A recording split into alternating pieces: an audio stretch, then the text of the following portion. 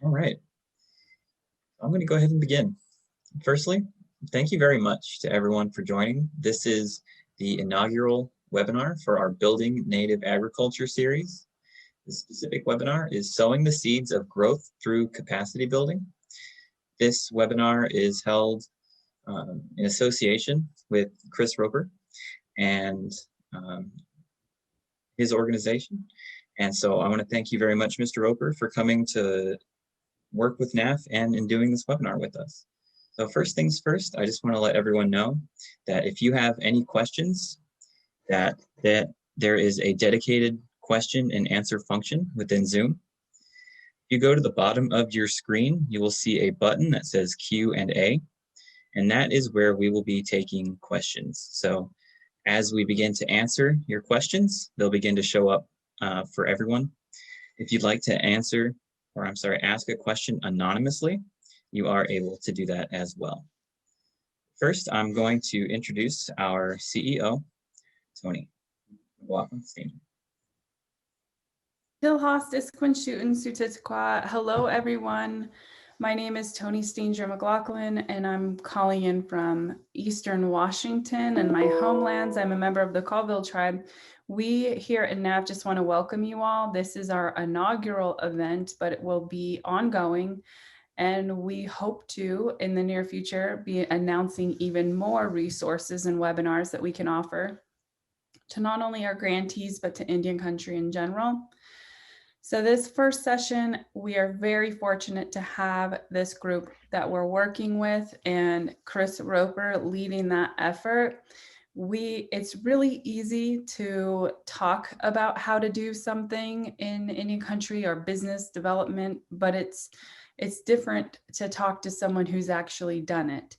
And so we're fortunate to get this group who have actually done a tremendous job working with various tribes and continue to do so. They are contracted with us to offer this ongoing series, and they will talk about various facets of building agriculture, about some of the impediments that they faced while they were working in this area. But know that they're a resource that's ongoing. And also, if you are working with a tribe and you are pursuing some type of agricultural venture, you can contact them. They are their own entity. They have their own business and they offer their services directly to clients. So without further ado, I'm going to hand it over to Chris Roper. Thank you, Tony, and congratulations to you, Tony. And we look forward to working with NAAF and you, and we congratulate Janie on her endeavors. And Janie Hip has been a longtime friend and co-worker on various projects, and we wish her the best inside USDA. We are working with several tribes on several different agricultural and economic development initiatives. We a lot of different types of projects going on in Indian country right now. So we were fortunate to do a presentation a couple of weeks ago in Denver for the Intertribal Bison Council. We were focusing on meat processing specifically. This presentation today will cover some meat processing and some of the obstacles that we faced in years past in standing up a meat processing plant. This webinar series we're doing will cover a lot of different areas, from finding grants, how to write grants, how to find funding, how to go through planning, documentation, dealing with different groups internally. But without further ado, we have Shelby Crum on with us as well today. Shelby has worked with us for several years. She's actually getting her master's. She's finishing up right now. She's worked with us a lot of different agricultural projects. And as Tony mentioned, please feel free to contact us at any time. I'll give you my cell phone number now even, and I'll give it to you again at the end of the presentation. But my cell phone is 573-247-8181.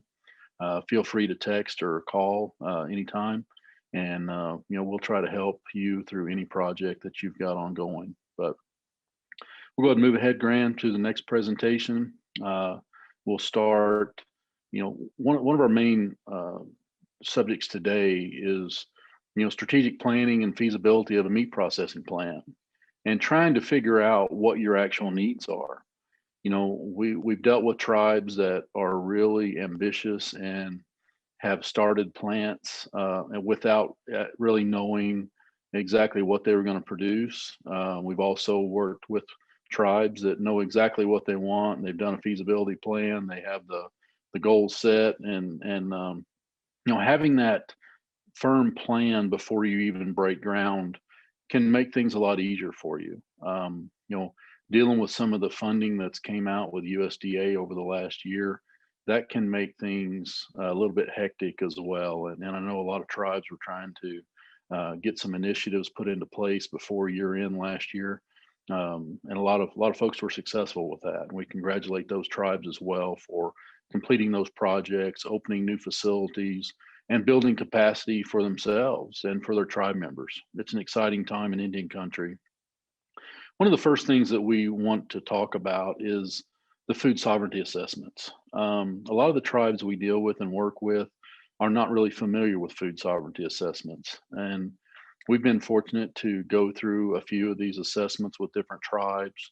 I know of a lot of tribes throughout Indian country and even communities. It doesn't necessarily have to be just a tribe, it can be a community that performs these food sovereignty assessments. But these assessments will help determine your needs, and then allow you to start setting goals. And once you have those needs and goals in place, you can start to look at these feasibility studies, business plans, look for funding opportunities, and then look for resources. So, as we go through the presentation, if you have questions, as Graham mentioned, please send those in to us, and we'll try to make sure we capture all those and get all those answered. You can move ahead, please. On the food sovereignty assessments, as you go through this, you can customize these surveys. What you'll actually build a survey that you'll perform in your community. You can do them online. You can do them in your health fairs. If you're back to having health fairs, you can do them in your community centers. You can send them home with your students and have parents fill them out. There's a lot of ways you can get this information, but you can customize them to get answers to the issues that you believe might be in your community or in your tribal lands. You want to try to focus these on, for sure, health and nutrition, food security.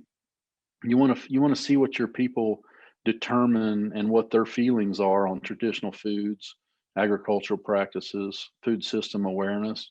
And even on food system awareness, this can be a really sensitive subject. And you want to make sure that your people know where they can get food assistance. There are a lot of different topics there. Different programs. You can talk about SNAP, FDIPR, WIC programs, food banks, and generally where to get help. A lot of people that respond to the surveys we've had do not know where to get assistance. And if you're not in one of the general food programs, people sometimes are afraid to ask for assistance. They're afraid to look for assistance, but they still have those needs. And you need to ask people what those needs are. You need to see what people are asking for, and you need to be able to address those concerns through your future planning. So as you do these food sovereignty assessments, please do them with an open mind, and then be ready to address the comments that you get. Obviously, not all comments are positive, not all comments are good, but again, you want to get that feedback. You want to see where your community might be lacking. You want to see what education they might need. It could be just simple, where to find a food bank. You can do postings on like that. You can help them with health and nutrition information. It can be menu information. It can be how to prepare bison. You'll see some really informative information come from these surveys that you can use in your future planning. As some of the Rescue Act funds have come back into tribes, this is another tool that you can use to help determine where you need to deploy those Rescue Act funds. If you've done a food sovereignty assessment, or if you're in the process of doing a food sovereignty assessment, you can take the results of this assessment and know exactly where you need to deploy funds to help your people. So very, very important to think about these food sovereignty assessments and look forward, to getting that information back.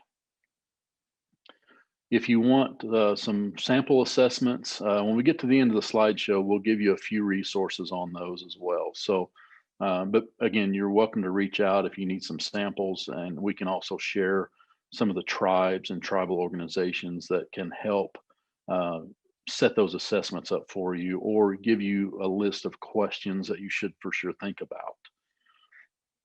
Some of the sample questions that Shelby has listed out here, and Shelby's been great for us, and she actually has written several of these assessments and surveys. Some of the sample questions here are: how familiar do you consider yourself to be with traditional foods? You will get a lot of different answers, but you can also ask, what do you consider to be traditional foods? And depending on the tribe and the region and the location, you could get different answers, and they could be all over. So these answers can help you determine what traditional foods your people are looking for. What are some of the biggest obstacles that prevent you from buying local or tribally produced foods? Sometimes you'll get proximity answers. There's too far away. I can't drive and get these products, or we would like the tribally produced foods to be more readily available in more locations. You'll get varying answers on this, but it's good to know what they want and where they can get it and what would keep them from buying it. So ask all these questions for sure. Would you buy more fruits and vegetables if they were more affordable? Again, you can see lots of different answers, but depending on your tribe and what you're producing, some tribes are giving out different fruits and vegetables. Some sell them at cost. A lot of different options there for you. Is there a food pantry within reasonable distance from your home? This question has shocked me probably every time we've asked it, but most people don't know where a food pantry is. And you see a very high number in your responses that do not know where to get help. So this is very shocking, but it's a concern, and it should be a concern of yours in your community. So this is also something that is fairly simple to address and share the information with your people. Share it in your community, share it with your tribe members, let them know. Just develop a simple list of where to get help and how you qualify for each one of these. Post it in areas that they can see it. Post it online. So one of the most simple things to take care of here is to just be able to share the information of where these food pantries are at. Next question that we recommend is, what are you most concerned about when purchasing food? A lot of times you'll see cost as a concern, the major concern. Quality is obviously in there. Freshness. You want to see what's important to them. Do they want cheap food? Do they want healthy food? You find out what your people are looking for. Are you concerned about the chemicals, hormones used in food production? Majority of the time, you'll see that people really want to eat clean, and they do not want to have the preservatives and hormones in their food, which is great. So that will lead you into some of the things that you'll do in the future. And again, here's a really good one. What resources would you like to be offered in your community?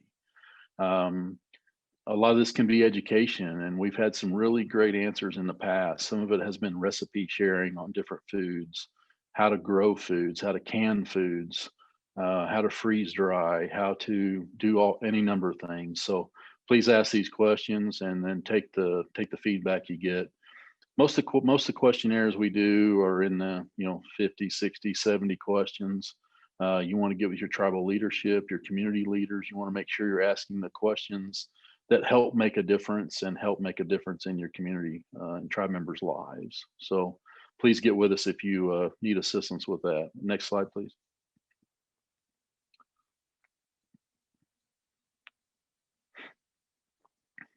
Next slide is diving more specific into the needs of a meat processing facility. So once you've done your food sovereignty assessment, and you can have questions on your food sovereignty assessments that are specific to meat processing. And Again, diving a little bit deeper each time you ask these questions and do surveys. But once you start looking at the needs of a meat processing facility and trying to determine if your community or your tribe needs a meat processing facility, you want to look at how many local facilities are available, and then how many USDA inspected facilities are available. Some people don't understand the difference in a meat processing plant. You think you have one in your backyard or in your hometown. Maybe that's just a custom plant. Maybe that's a custom exempt plant that only does family food products that called mom and pop type shops that will process your steer or your hog or maybe your bison and send it back to you in a package, and it'll be labeled not for resale. The custom exempt facilities will package that meat and send it back to you not for resale. So it's great for just a local food source. Some people do sell beef by the half or whole. And if you buy a live animal and you send it to one of these custom plants and you get those packages back for you, then you're completely fine. You can use them yourself. You just can't sell them. If you get into a retail opportunity and you're wanting to take your beef or someone else's live animal, have it processed to sell at a farmer's market, at a local grocery store, then you start needing to get into a higher level of inspection. We can help you determine what level of inspection you need, but some states have the state inspection, not all states do. And then some states strictly follow the USDA FSIS, it's Food Safety Inspection Service.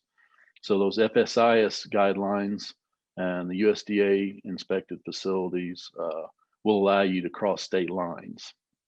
In the states that have state inspection, they typically only are allowed to be inside that state. There is a new bill that has just passed that is allowing some state inspected facilities to cross state lines now. So depending on what state you're in, we can look and see if you're in one of those areas that is allowed to have state inspected product go across state lines. This is really big for the United States and a lot of the tribal communities that don't have access to a USDA plant, or maybe a USDA inspected plant's 4 or 5 hours away.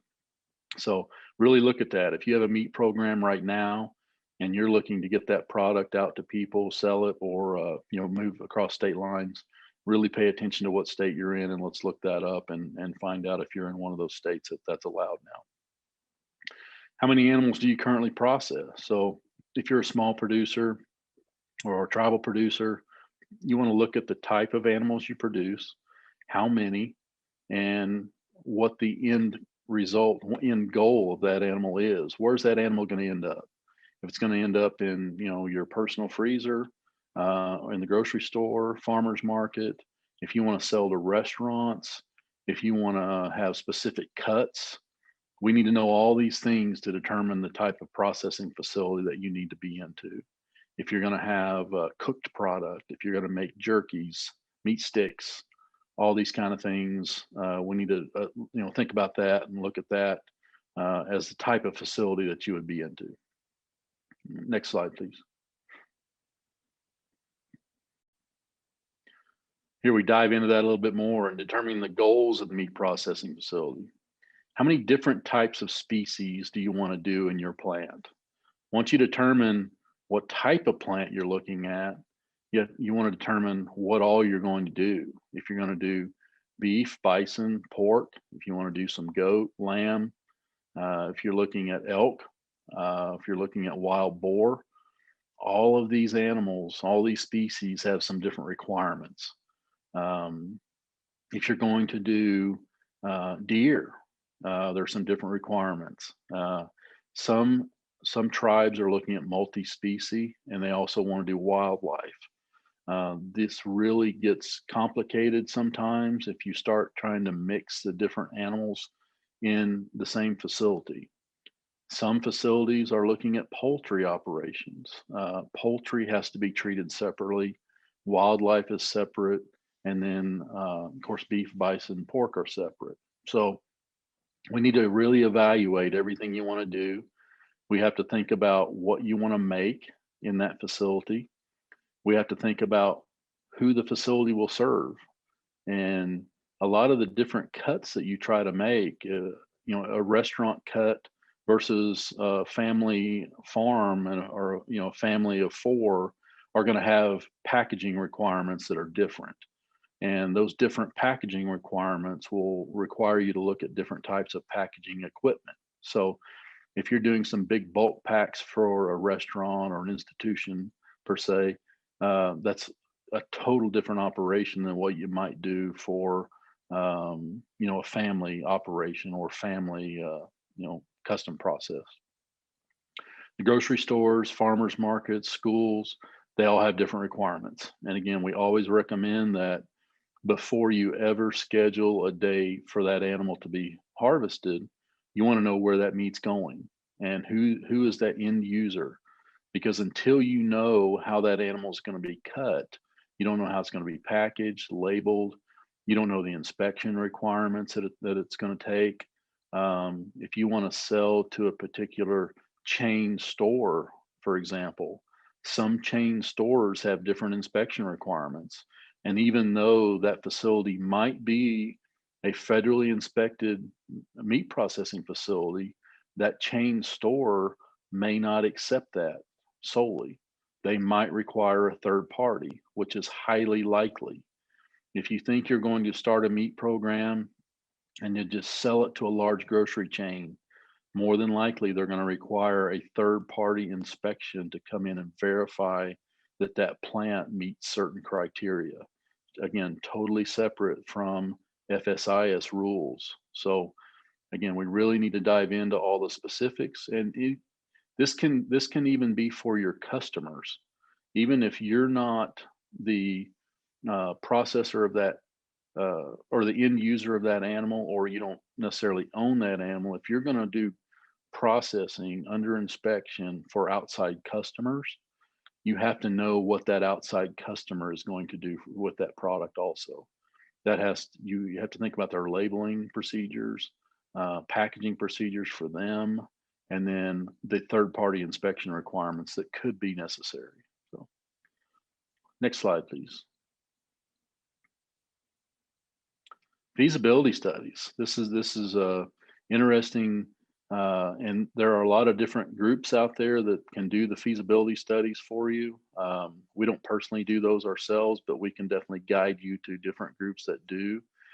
We can help you get the data that you need to be able to share with them. But again, leading up to the feasibility study, you really need to try to determine and have some early information as to what you want to do. The feasibility study will help you determine what the need is. It'll compare some of the census data for you, local and regional animal inventory data, the number of farms and ranches that are available in your area. It'll tell you the number of farm to table operations, which can be different types of programs. Farm to table operations can be a small producer that is processing animals under their own name and selling them locally or regionally. Those are very niche processors that are very good customers a lot of times to the small to mid-sized plant. You can help them create quality products that they can market themselves. So very good customers to have if you have a meat processing facility. They can help you determine the market analysis and the estimated demand of your facility. Once you have this data, you can take that back to your business leaders or council or your community, whoever you're dealing with on funding your facility, to determine how big do you want to be. Once you know the market demand, once you know your estimated costs, your estimated expenses, returns, you can evaluate who your customer base really should be. If you want to just take care of yourself and your tribe, that's one level of one size of plant. If you want to be able to take care of a small community or local community, that'll help determine your size. If you look at your data and you say, hey, I want to take care of my region, I want to take care of my customer base and my people, and within a 4 or 5 hour radius, all this data will help you determine what size you need, what equipment you need. And again, this will all lead you to a cost. So again, we can help you through all that and help you determine what you need and what you're looking for. Next slide, please.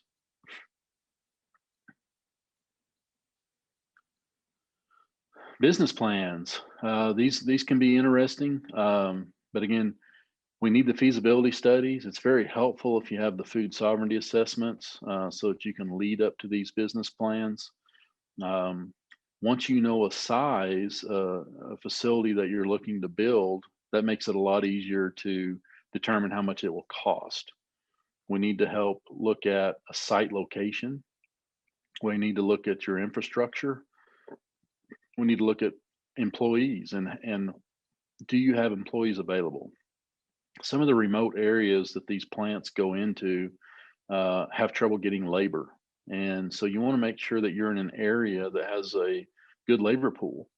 Do you have people that you can count on, rely on that that want to do this kind of work?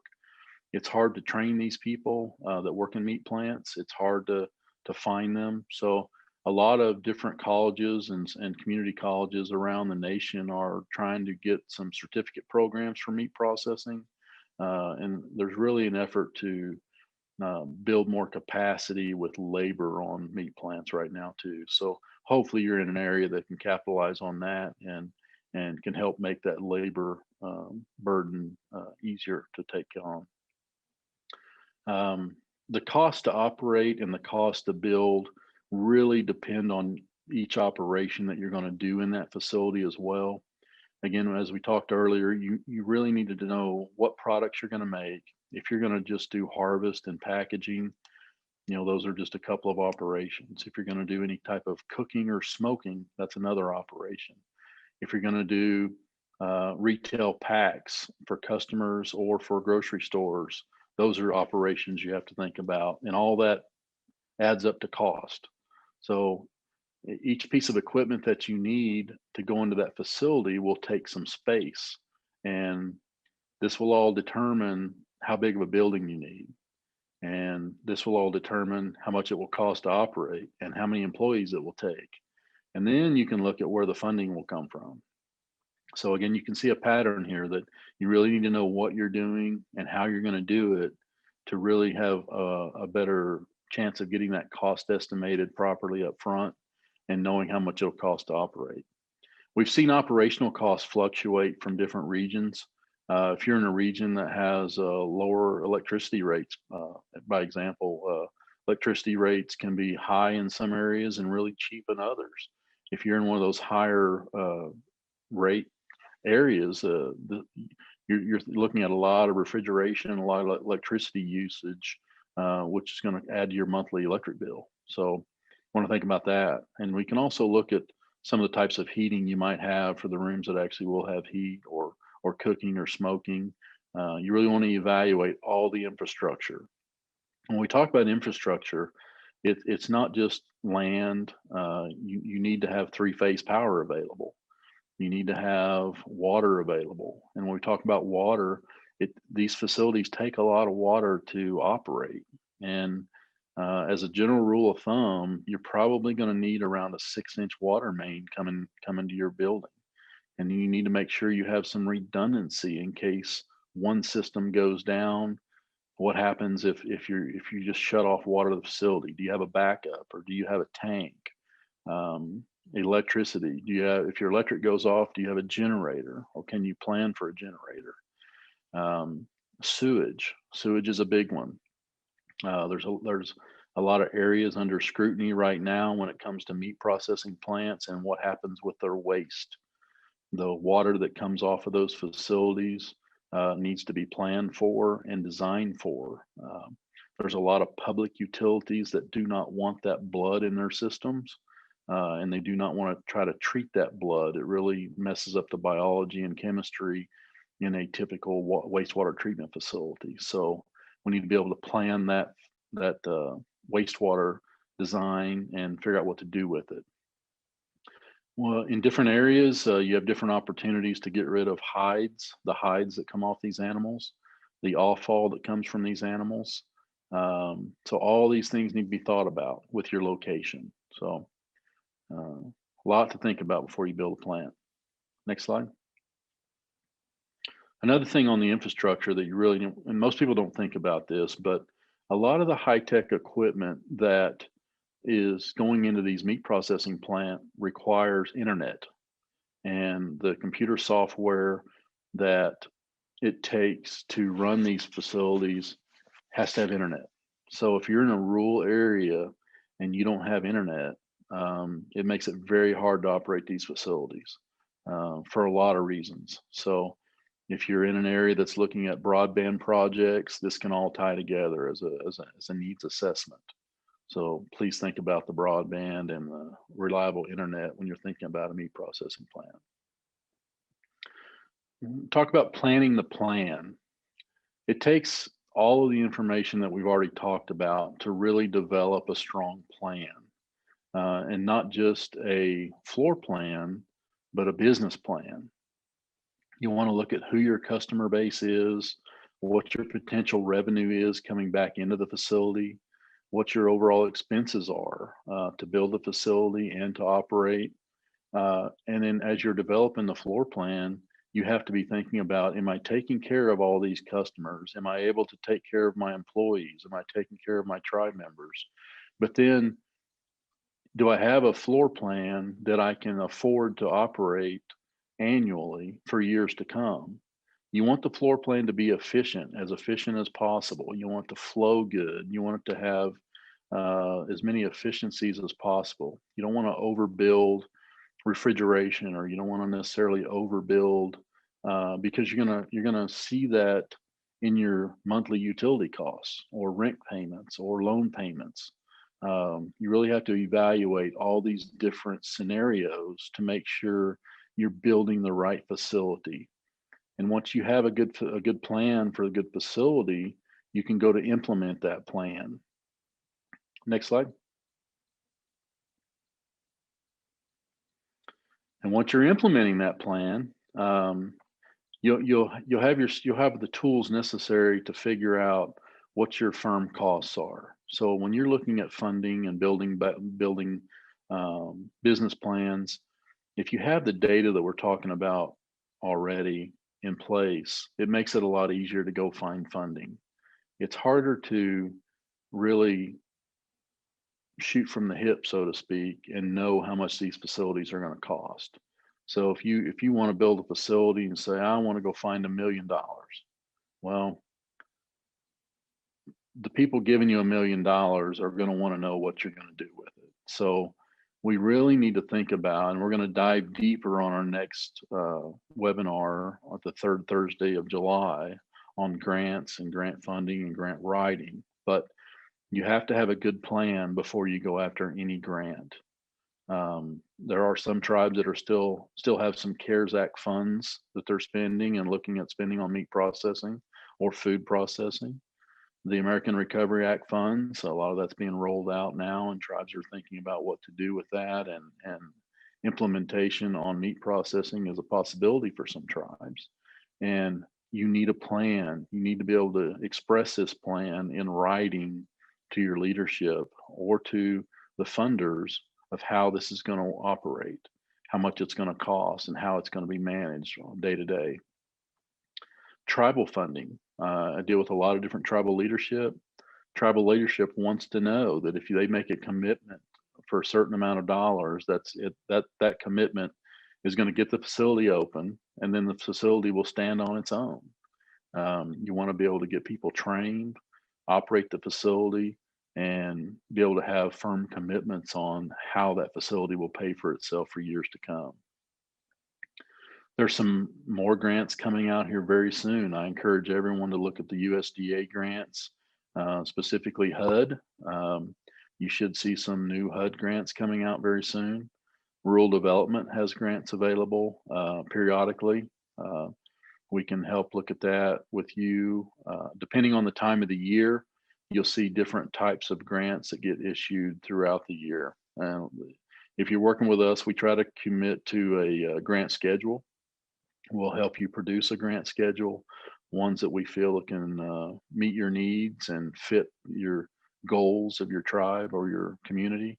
And then we can watch those and have projects ready for those grants when they come out. Makes it a lot easier if we have plans in place before the grant comes out, and then we can write that grant to meet the plan and the needs of the tribe and community. But having those backup documents available to go with the grant is very important. It not only helps you have a firm plan, but allows you to show others that you have a firm plan and what you plan to do and how you plan to do it. So very important to follow these steps and try to have your information together and really spend some time diving into the different things that you can do inside these plants and how to do it. There are private funders available. Numerous different cases where private companies, private individuals, private foundations have been interested in partnering up with different people, even tribes, on developing plants. Some have different needs and requirements, so it's something that can be evaluated. You want to really dive in and look at the fine print on all these, whether it's a grant or private funding, even banks. You can get loans for processing and processing equipment. Interest is lower now, and it looks like it may raise in the next year or so. But you want to really evaluate how you obtain your financing and what that financing does to your operational cost. If you have a loan payment that has to be paid back through a monthly payment or a quarterly payment, you want to evaluate how that equates into your operating funds and your operational cost each month. Sometimes those bank loans can really be taxing on a business, an early business, a young business, and making those loan payments each month on top of your payroll expenses and your startup costs can get really expensive. So we need to really sit down and work through a financing plan and help you determine the best opportunities to fund your project.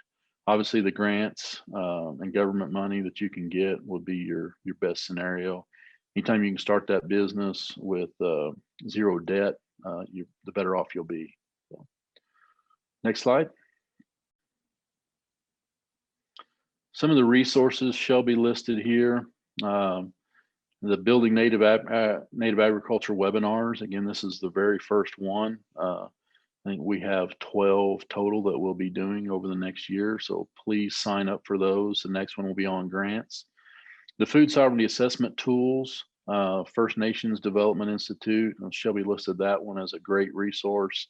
And again, there are several tribes that have done some wonderful food sovereignty assessments, and some of those tribes are willing to share those. So please reach out if you're interested in doing that. First Nations has a manual, I know, that we can even help share that with you and help you start that process. Ag Census 101 presentations by the Native American Ag Fund. Some of those things we've listed and shared today come from that. And again, please stay tuned for more presentations through NAAF. So, next slide. Questions? Do we have questions in the queue, Graham? We do not currently have questions in the queue. If you have any questions you would like to ask the team, please go to the bottom of your Zoom screen and click on Q&A and go ahead and type out your questions, and we will answer them as we receive them. One of the things we're looking at here in the future, on this grant writing webinar that we'll do July 15th, we're going to try to identify all the grants that we know of. There's new ones that come out every day, but we're also going to have some different folks talk about some of the things that they know on specific grants, some of the things you need to look out for. There's some great webinars going on right now through different organizations. So please, if you're getting newsletters from some of the tribal organizations, please pay attention to those. There's a lot of emphasis on grant writing and grant opportunities right now. And we're gonna share what we know and use some of the resources that we have to give you some pointers on, how to be successful. But again, having good data ready when the grant comes out is very important. And that can be floor plans, business plans, feasibility studies. All those things are very important when you're looking at these grant opportunities. If you're just kind of winging through the grant, you're probably not going to be very successful. So really think about these different grant opportunities and have a viable project on hand when these grants come out. So some of these grant opportunities are kind of short fuse, so to speak. They don't give you a lot of time to put things together. You may only have a few weeks to respond. So you need to have your data ready for when these grants come out. But again, we can help you with a grant schedule and be planning ahead for when those grants are opened. So. Okay, we have a question from Melody Wynn that says, please share contact information. Okay. Again, my name's Chris Roper. My cell number is 573-247-8181. And feel free to reach out anytime. Chris, are you still planning a trip up here to the Northwest again? Yes, we did a trip there about a month ago, and I don't have a set date for my next trip up there, but we will be coming to the Northwest here. I would expect in the next month or so. So the question that just came in was from the Spokane tribe. And so when you come into town, maybe you could connect with them as well. Absolutely. My email is croper, CROPER, at chrisroperservices.com. If anyone would like to email me as well, please feel free to. And we are traveling. There's months that I'm out on the East Coast. Some months I'm up in the Northwest. So just feel free to reach out. If you have a project going on you'd like us to stop by and see, we're always happy to stop and visit tribes and see what they have going on. And hopefully there's something we can share with each other or even share with other tribes that can be mutually beneficial. Are there any other questions? So we have a question from an anonymous attendee that says, will you be doing any webinars on vegetable and fruit processing? I do not believe we have a specific webinar on vegetables and fruit processing. We can look at some information specifically. If you'd like to email us, we can try to share some information with you specifically that we have. We do have some tribes we're working with on vegetable and fruit processing, and possibly we could look at sharing with you what we might know on that. I'd encourage you to also look at the Indigenous Food and Agriculture Initiative's webpage, IFAI, and they have some resources related to fruit and vegetable production, but also they provide free food safety training. Yes. That is important to note. Thank you, Tony, for that. We have worked with the Indigenous Food and Agriculture Group on some fruit and vegetable processing, and they're really great about helping groups out and tribes with those initiatives. And if you don't have a food safety plan in the process, or even a Department of Agriculture, I highly recommend you look at those. Okay, we have another question. It says, thank you for this great talk.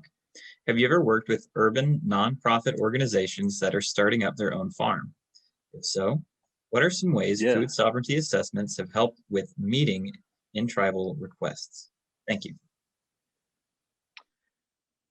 And the answer is yes. We have worked with nonprofit urban agriculture, and one thing with the food sovereignty assessments, and they specifically work in urban environments as well. It doesn't have to be tribal or tribal community. The food sovereignty assessment can take care of your own community, and you can conduct those surveys however you can. Really, if you have volunteers that can help stand on the street corner, you can get survey responses. You can be at the grocery store, you can be at different types of centers. However you can get those results in will benefit you. and take that information and be able to help your community. Again, we're willing to help however we can. If we have information that we can share with you to benefit your operation, we're more than happy to share that information with you. So please reach out. One thing that, we have a lot of different customers and clients that work with row crops, hay operations, vegetable production, meat processing. So please feel free. We're here to help, and we want to help build capacity in Indian country. And please reach out. Any more questions, Graham? We do not have any more questions. We appreciate the opportunity to present today, and we look forward to our next webinar, the third Thursday of July.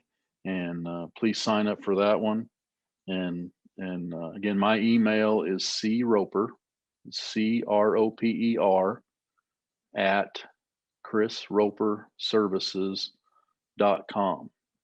My cell number is 573-247-8181. If you ever have any questions, please feel free to reach out. Before we leave, we want to thank Chris and his team for this presentation. Again, it's one thing for us to present something, talking about it. It's another to have been through this and in many facets of agriculture as well. Their knowledge includes vegetable production through meat production and the food safety side of it and the inspection side of it. Not very many people throughout Indian country have that experience. We're going to continue to offer this. If you want to go to our website, you can go to our survey link and you can include different webinars that you would like us to host or engage or contract others to bring in to provide you that information. That website information also goes to our board, and it helps us determine areas of funding that will fund in our annual funding cycle. Again, thank you for attending, and please share this information, and we hope to see you at the next one.